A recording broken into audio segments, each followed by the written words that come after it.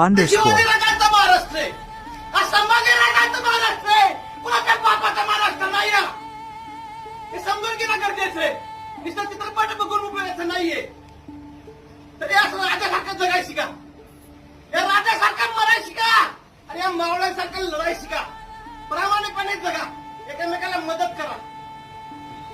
तुम्ही मोठे होऊन अधिकारी बनताल, कुठे कामगार बनताल, वकील बनला तर प्रामाणिकपणे वकिली करा, पोलीस बनला तर प्रामाणिकपणे जनतेचं रक्षण करा, अधिकारी बनला तर गोरगरीब जनतेला न्याय द्या, कलेक्टर बनला तर भारताची राज्यघटना तुमच्या हातात आहे.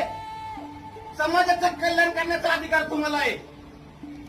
हे समजून घ्या. चित्रपट बघून उपयोगाचं नाहीये. त्यांचा वाचना इतिहास स्मरण गरजेचं आहे.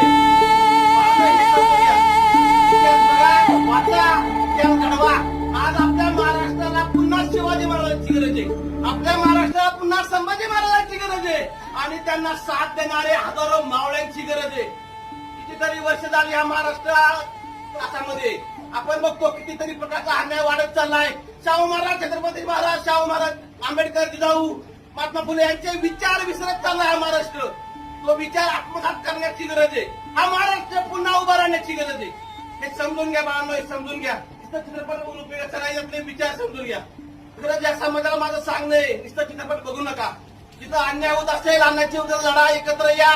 त्या चुकत्या रावणांचा वध करा. आज रावणांची संख्या समाजामध्ये जास्त झालेली आहे. चांगली माणसं समाजामध्ये आहेत, चांगली माणसं समाजामध्ये अजूनही आहेत, परंतु त्या चांगली माणसं एकत्र येत नाहीत.